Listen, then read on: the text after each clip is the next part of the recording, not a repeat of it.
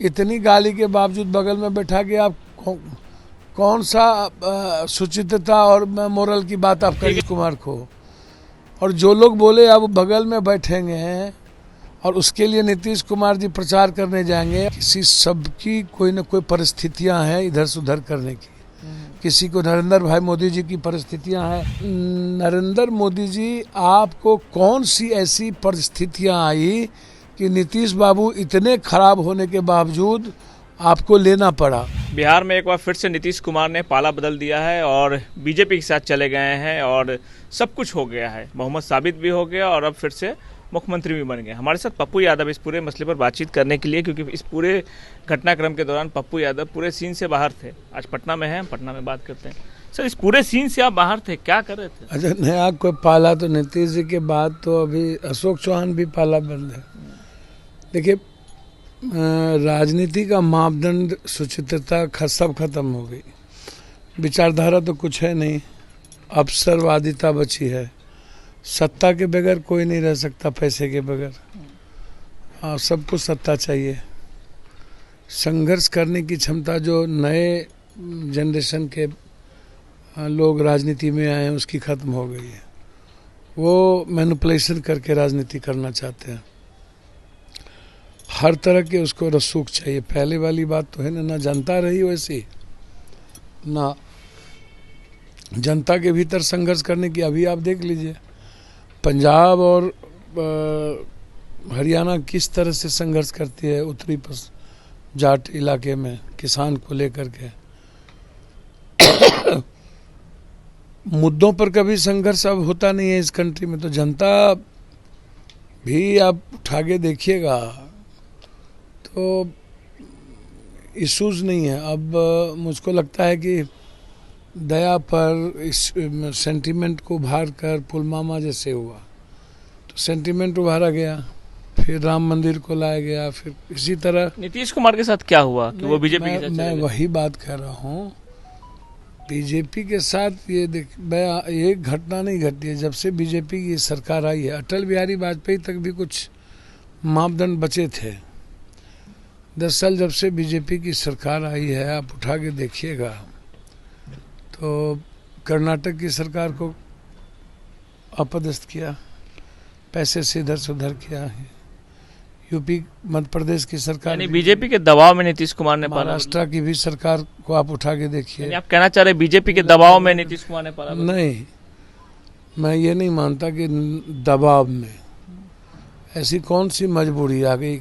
दबाव का क्या मतलब था? बात सही है कि बीजेपी ईडी सीबीआई पैसा कोर्ट मतलब हर तरह की हथकंडे अपनाती है, लेकिन मुझे नीतीश से ज़्यादा तरस नरेंद्र मोदी जी पर आता है। इतने बड़े पदों पर 10 साल से हैं, उसके बाद आप विकास पर कोई बात नहीं करते हैं। लेकिन नीतीश कुमार की तो छवि साफ सुथरी है, नीट एंड क्लीन है, सभी लोग जानते हैं। तब क्यों डर गए नीतीश कुमार? मुझे समझ में नहीं आता है।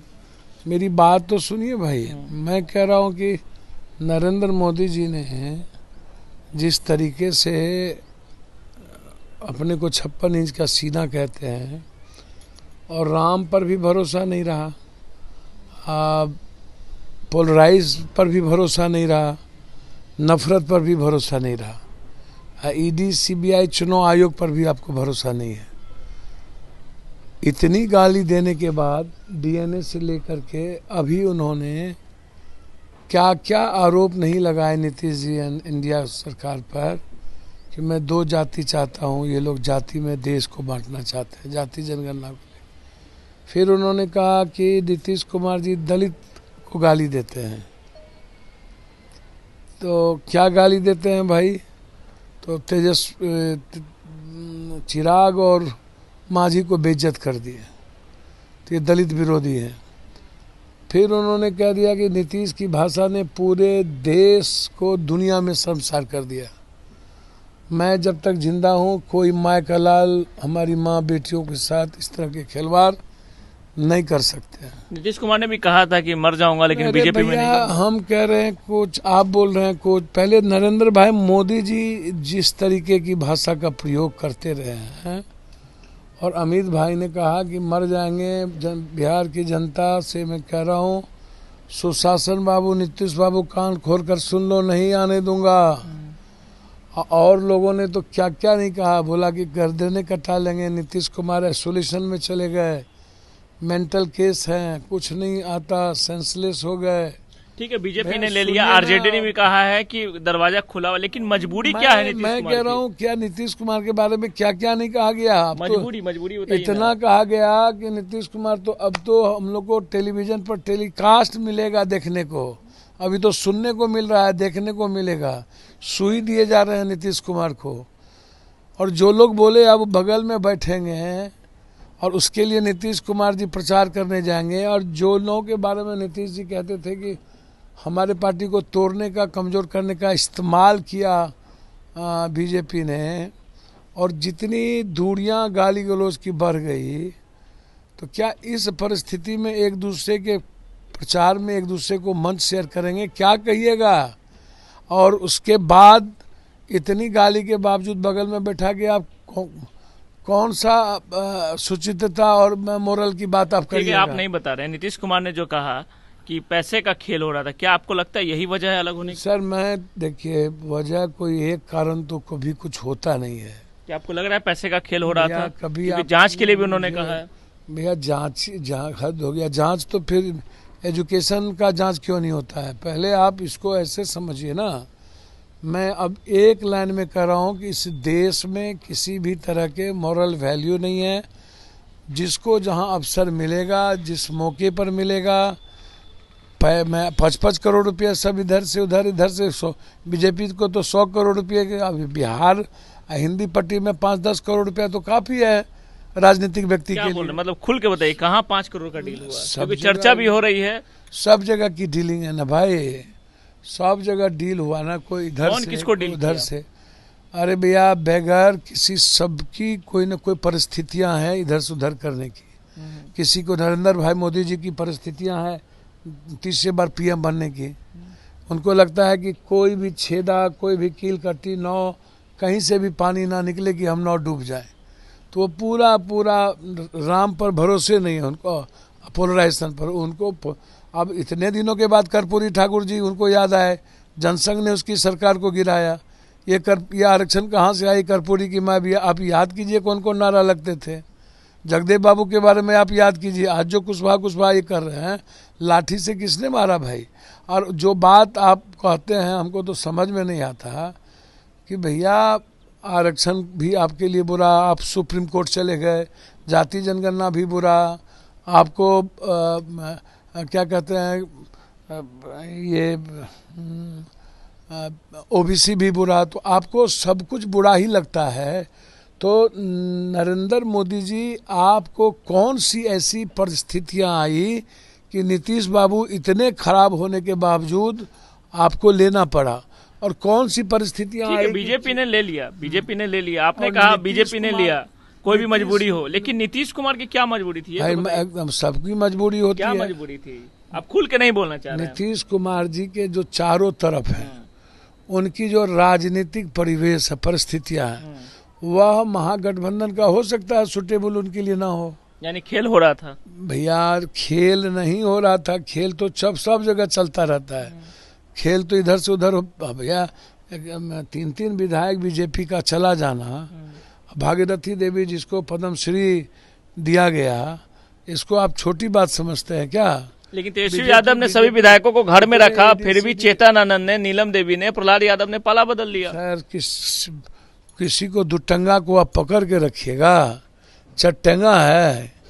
आनंद मोहन आपके मित्र भी रहे हैं, आपको ज्यादा जानकारी होगी, क्यों चेतन आनंद ने पाला बदला? फिर वही बात, तो सब अभी देश में कोई पाला बदलने में माहिर, आप तो क्यों बच्चे के नीलम देवी ने क्यों बदला? सबकी परिस्थितियां हैं। क्या परिस्थिति रही होगी? सबको अपनी जीवन। आरजेडी ने तो खुल के बता दिया, आरजेडी ने साफ बता दिया। आपको क्या लग रहा है? भैया मुझे आरजेडी ने क्या किसने बताया, हमको उससे कोई लेना देना नहीं है। आरजेडी के ही साथ थे ना, प्रहलाद जी भी तो सब दिन आरजेडी के साथ रहे। अब दुनिया यही लोग, बालू माफिया क्या क्या बीजेपी आरोप लगाती थी, बालू घोटाला, क्या घोटाला, क्या घोटाला, सब। आप इसको देखिए ना, आप ऐसे मत लीजिए। प्रहलाद यादव पर विजय सिन्हा क्या क्या बोलते थे, क्या क्या आरोप लगाते थे, आप हमको ऐसे बोलिए। अनंत सिंह जी पर क्या क्या आरोप नहीं लगा, क्या ने कहा। फिर बाद में अनंत सिंह जी ने क्या क्या आरोप नहीं, क्या क्या नहीं बोला। ललन बाबू बोले मिट्टी में मिला देंगे, बिना सजा का कोई उपाय नहीं है, तो सजा करवा दिया। तो अब रास्ता हर आदमी ढूंढता है अपना, ऐसा तो है नहीं।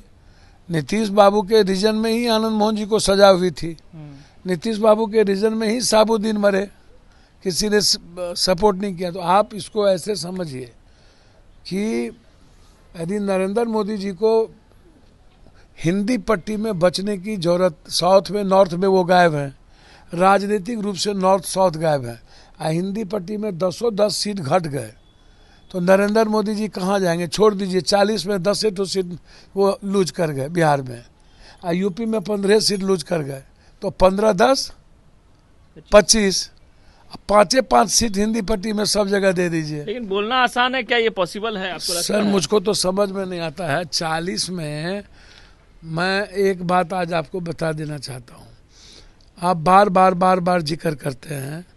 मैं कहता हूँ कि देश में 10 साल 20 साल सत्ता में रहने के बावजूद इन लोगों को धर्म का, भगवान का, जात का आरे क्यों लेना पड़ता है। ये लोग अकेले लड़ने की हिम्मत किसी को क्यों नहीं होती है। सब जातीय गठबंधन करने के फेर में क्यों रहते हैं, सब उन्माद, सब सेंटिमेंटल इशू पर क्यों चुनाव लड़ते हैं। 10 साल में नरेंद्र मोदी जी जो कहते हैं कि मैं इकोनॉमिकल देश को कुछ करूँ, तो उसको तो कहना चाहिए कि मैं 10 करोड़ नौकरी दिया हूँ, उनको कहना चाहिए कि मैं MSP दिया हूँ। मेरे इलाके में मक्का मखान पर हम तो चैलेंज के लिए कहते हैं, हम तो 9 मार्च को चैलेंज करने जा रहे हैं कि हमको किसी भी कीमत पर मक्का और मखान कम से कम 7,000 क्विंटल, 7,000 रुपया क्विंटल, 6,000 रुपया क्विंटल करो। और मक्का को किसी भी कीमत पर हर परिस्थिति में 2300, 2400, 2500 क्विंटल से कम नहीं हो चलेगा। तुम 1700-1800 करते हो, सब तुम एथेनॉल कंपनी को, तुम बड़ी बड़ी कंपनियों को तुम शेयर करके किसान को मारना चाहते हो। तो हम लॉजिस्टिक सिस्टम भी हम चाहते हैं पूर्णिया में कि आप लॉजिस्टिक सिस्टम करिए ताकि हम यहीं से मक्का मखान को बाहर भेज सकें। तो भैया आप इस पर बात क्यों नहीं करते हैं। अभी जो किसान मर रहा है नरेंद्र भाई मोदी जी, आप उस पर बात क्यों करते हैं। इनको कभी कर्पूरी जी, कभी चौधरी चरण सिंह, जिसको कांग्रेस ने बनाया, जिनको जिन लोगों ने बीजेपी के खिलाफ जो लोग काम किया, बीजेपी जिनको मिटाया, उनको अंतिम में जाने के वक्त ये नज़र क्यों आई। तो इसका मतलब जाति का सहारा नरेंद्र भाई मोदी ले रहे हैं ना, उनके बगैर तो, जाति के बगैर तो उनके पास कोई रास्ता बिहार में तो जातीय जनगणना हुआ जिसका आपने भी समर्थन किया। भैया जातीय जनगणना तो होनी ही चाहिए, इससे ना किसी जात का घाटा है ना कुछ है। उसकी इकोनॉमिकल, उसका एजुकेशनल, उसकी सामाजिक स्तर पर पता चलता है। जो बिहार में पता चला कि कौन कितना गरीब है। मेरा वो सवाल नहीं है, मेरा सवाल बहुत क्लियर है कि हर परिस्थिति में हर व्यक्ति की अपनी कोई ना कोई परिस्थितियां होती है। अब इस देश में इसके कारण वो पाला बदलता है। पैसा भी चाहिए, रसूख भी चाहिए, ऐशो आराम चाहिए। लालू यादव ने अभी भी कह दिया है कि मेरे दरवाजे खुले हुए हैं। सबके एक दूसरे के लिए दरवाजे खुले रहते हैं, इसमें क्या दिक्कत है भैया। अभी MP का चुनाव है, फिर बाद में देखिए लालू यादव जी की भी अपनी मजबूरी है। नीतीश कुमार फिर पाला बदलेंगे। लालू यादव जी की अपनी मजबूरियां हैं, परिस्थितियां हैं। उनको लगता है कि हो सकता है उनके ब्रेन में हो कि नीतीश बाबू फिर आ जाएं तो तेजस्वी जी CM हो जाएं किसी तरह, हम लोग नीतीश कुमार जी को फिर मना लेंगे। सर हर आपको लगता है नीतीश कुमार CM कुर्सी छोड़ेंगे? क्योंकि CM बनने के लिए वो 9 बार CM पद की शपथ लिए हैं वो। सर मुझको समझ में नहीं आता है, CM की कुर्सी को छोड़ने के लिए थोड़े बनता है। एक बार नीतीश बाबू ने देख लिया, जीतन राम मांझी को देख करके बम्बई में उनको अपने से कार धक्का देना पड़ा एक्स CM रहते हुए। यादव के लिए भी कहा था उन्होंने कि इन्हें मौका दिया जाएगा आगे। भैया हमको जिनको वहाँ मौका दिया जाएगा वो आज तक मौका लिए हैं। अब जो डिप्टी CM बने उनको कभी मौका मिला, आप उठा करके देखिए ना। एक आखिरी सवाल, राज्यसभा की अगर बात की जाए तो RJD ने राज्यसभा में फिर से मनोज झा को भेज दिया है, उधर अशफाक करीम की जगह संजय यादव को भेज दिया है। हिना साहब की नाम की चर्चा चल रही थी। मनोज झा जी को आप एक वैचारिक लोग को यदि भेज रहा है, उसको जातीय चीज से मत देखिए। ब्राह्मण का कितना वोट महागठबंधन को मिलेगा। मुझे देखिए, कांग्रेस का वो वोटर जरूर रहा है और अन्य जगहों पर साउथ जाइएगा तो मिलता है अन्य जगहों, लेकिन हिंदी पट्टी में उसकी संख्या कम हो जाती है। उनका जो विश्लेषण है वो धार्मिक के आधार पर हो जाता है। तो लेकिन वैचारिक रूप से आप प्रतिनिधि देंगे ना, जो आदमी बिल्कुल एक आईना की तरह राजद के विचारों को और देश के संविधान, लोकतंत्र और देश की बातों को रखता हो, उसको भेज दिया। तो अब संजय यादव जी को भेजने के पीछे उनके अपने कारण हो सकते हैं, लेकिन हिना साहब की चर्चा हो रही थी। मैं कह रहा हूँ कि मैं व्यक्तिगत तौर पर चाहता हूँ कि हिना साहब को, जिनके हस्बैंड ने, शहाबुद्दीन साहब ने लालू यादव की आइडियोलॉजी और उसकी प्रतिबद्धता के अलावे आज तक अलग हुए ही नहीं। दुनिया उनको चाहिए अलग करना, लेकिन शहाबुद्दीन जी, लालू यादव जी के रिश्ते के बारे में दुनिया को पता था और वो जब तक लालू यादव जी जिंदा रहते वो लालू यादव से अलग नहीं हो सकते थे। मैंने तो कई बार उनको नज़दीकी से, हम लोग की जो व्यक्तिगत गलती हुई, आरजेडी से गलती हुई भैया, मैं समझता हूँ कि शहाबुद्दीन परिवार के संदर्भ में गंभीरता से राजद को सोचना ही चाहिए। मैं समझता हूँ कि हिना साहब को यदि आप लोकसभा नहीं चुनाव लड़ाना चाहते थे, उसके बच्चे को विधानसभा लड़ा देते, लेकिन हिना साहब को तो आपको राज्यसभा भेजना चाहिए था।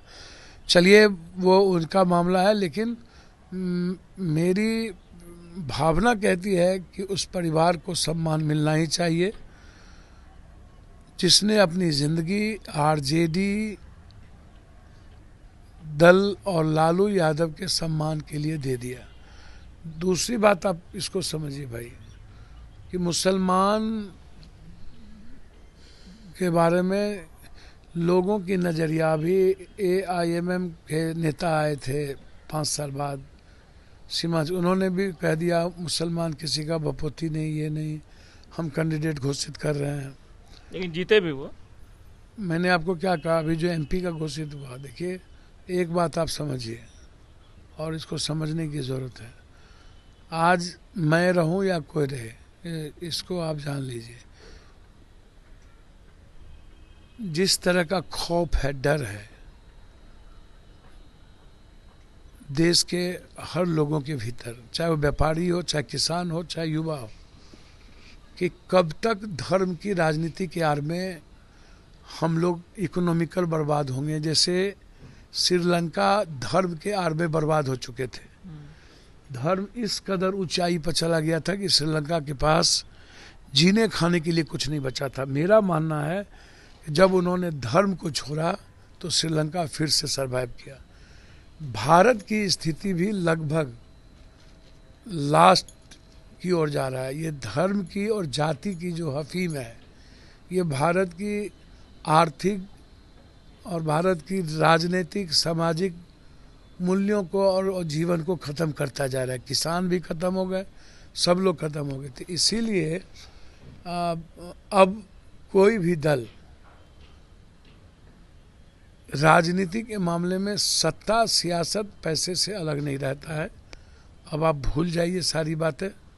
मैं स्पष्ट कहूँगा कि कब कौन कहाँ जाएंगे, हमारे जैसे लोगों को राजनीति करने के लिए बहुत गंभीरता से सोचना पड़ रहा है कि क्या जनता भी यही चाहती है। आखिरी सवाल, पूर्णिया प्रणाम आप यात्रा कर रहे थे, वो खत्म हो गया, कई महीनों से पूर्णिया में कैंप कर रहे हैं, क्या महागठबंधन से ऑफर मिल रहा है लोकसभा के लिए? मैं तो कभी सोचा भी नहीं। मैं ये जरूर चाहता हूँ कि महागठबंधन, जो कांग्रेस लगातार दक्षिण से उत्तर, पूरब से पश्चिम, जिस तरीके से वर्तमान समय में राहुल गांधी जी ने जो एक मजबूत और कठोर निर्णय लेकर के यात्रा किया है, सब कुछ को बिल्कुल दरकिनार करके, कौन क्या कहते हैं, कौन पार्टी से जाएगा, कौन रहेगा, रीस्ट्रक्चर, रीसर्वाइवल और एक नई विचारधारा के साथ युवाओं को जोड़ने की एक यह बहुत मजबूत था। महागठबंधन से ऑफर मिल रहा है? पप्पू यादव का क्या मतलब? ये जो कोसी मिथिला है, जो सीमांचल है, ये तो दुनिया का सबसे ज़्यादा गरीब है, बाढ़ से प्रभावित है। और उस इलाके में जीरो भी फैक्ट्री नहीं है। सबसे ज़्यादा चीज़ें बाहर पलायन कर गई, मजदूर कुछ है ही नहीं, इकोनॉमी नहीं है। 95% लोगों के पास टीन झोपड़ी के अलावा कुछ नहीं है। वो तो बिहार की स्थिति है। यानी आपको ऑफर मिल रहा है कि नहीं? मैं तो सिर्फ सीमांचल और कोसी का जो इकोनॉमिकल स्ट्रक्चर है और जो आम आदमी का जो किसान है, मजदूर है, उसके मुद्दों को लेकर के मेरा हमेशा आप उठा के देखिए जिन उस वो तो मैं देख रहा हूँ, लेकिन महागठबंधन क्या आपको तवज्जो दे रही है? अच्छा एक बात बताइए, मैं पहले भी कह चुका हूँ, इस देश में राजनीति जो वर्तमान में है वो बिना रीढ़ की हड्डी के लोग सरवाइव करते हैं, और जो सच्चाई है, जो सत्य पर चलते हैं, वो सरवाइव उसको कोई भी दल या कोई भी नेता मजबूत विचारधारा को और सत्य के रास्ते चलने वाले को जल्दी एक्सेप्ट नहीं करता है। यानी नहीं एक्सेप्ट कर रही है, कहने का मतलब? मैं कह रहा हूँ क्या, तो सुनिए ना भाई, दिक्कत तो लोगों को होती है ना भाई। अकेले चुनाव लड़िएगा? अकेले हैं। भारत में मैं ही एक आदमी हूँ जो जनता की सेवा और जनता को भगवान के रूप में देखता हूँ। एक बेटे के रूप में मैं हूँ, नेता के रूप में नहीं हूँ। मेरा ही रिश्ता चाहे बिहार के 12.5 करोड़ लोगों के साथ हो, चाहे सीमांचल कोसी के बेटे और माँ का रिश्ता हो। मुझे बहुत क्लियर है, पूर्णिया की जो जनता है वो जाति, धर्म, मजहब, नफरत से अलग उनकी विचारधारा है। वो पीएम सीएम के रूप में अपने ही बेटे को देखते हैं। सीमांचल और कोसी की जनता, खासतौर पर पूर्णिया में जिस तरह की राजनीति है वो बिल्कुल देश के राजनीति से बिल्कुल अलग राजनीति है। 26 दिन मैं गांव में रहा हूँ, गांव में सोया हूँ, स्कूल में सोया हूँ, जहाँ कुत्ता नहीं सो सकता है उस जगह में सोया हूँ। मैंने 13 घंटा मैंने सफ़र किया है छत पर बैठ के। मैं एक माँ, बहनों, बेटियों से मिला हूँ। जैसे 4.5 साल मैंने बिहार को दिया, 5 महीना कोसी सीमांचल में और 5 महीना पूर्णिया को दिया। पूर्णिया में 20 साल के बाद हम प्रणाम पूर्णिया, सलाम पूर्णिया और जोहार पूर्णिया, ये एक विश्वास, एक उम्मीद जो अपने बच्चों को लेकर के थी। वहाँ की माँ, बच्चे, बुजुर्ग देखना चाहते थे, मिलना चाहते थे।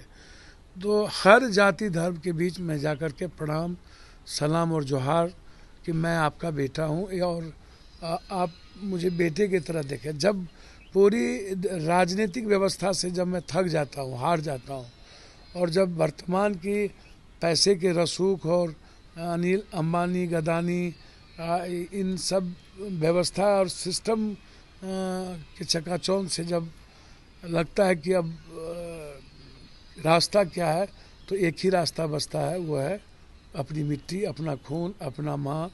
और मैंने लगातार 5 महीना और फिर 26 दिन हर लोगों से मिलना और सीमांचल को का जो संकल्प है उस संकल्प के साथ जाना। और 9 मार्च को कोसी सीमांचल की जो ताकत का एहसास दिल्ली पटना करेगी कि हम विकास के अलावे, अब विशेष पैकेज के अलावे, अब आम आदमी की जो ज़रूरत है नीड से, चाहे वो राजधानी हो, चाहे ट्रेन से हो, चाहे कोर्ट हो, चाहे हाईडेम हो, चाहे एम्स हो, चाहे रेल एयरपोर्ट हो, इन मुद्दे जो फैक्ट्री है मक्का मखान पर, चाहे एमएसपी की बात हो, मक्का और मखान की हो, इस मुद्दों को लेकर के जो 9 मार्च की मेरी है वो राजनीति, मैंने आपको पहले कहा कि पप्पू यादव की राजनीति बिल्कुल सत्य के रास्ते है। अपना कर्तव्य मैं करता हूँ, क्या होना है वो बात की चीज़ें हैं, लेकिन मैं इतना ज़रूर कहूँगा कि पप्पू यादव को बिल्कुल राजनीति में कोई अलग नहीं कर सकता और ना ही हमको चैलेंज कर सकता, क्योंकि हम अपने घर में बहुत मजबूत हैं। मैं चाहूँगा कि इंडिया गठबंधन मजबूत हो और हमेशा मैं इस बात को लेकर के हमेशा मेरा प्रयास रहता है कि मैं इंडिया गठबंधन को हमारे द्वारा मजबूती मिले और हम लोग एक होकर के मजबूती के साथ, एक संकल्प के साथ बिहार से सबसे पहले हम लोग एनडीए गठबंधन को चुनौती दें और एक साथ मिलकर आगे बढ़ें। तो एक साथ मिलकर आगे बढ़े एनडीए गठबंधन के साथ, लेकिन अब समय देखने वाली बात होगी कि आने वाले समय में एनडीए गठबंधन को टक्कर देने के लिए क्या पप्पू यादव का साथ इंडिया गठबंधन लेती है या नहीं। सुजीत कुमार, बिहार तक, पटना।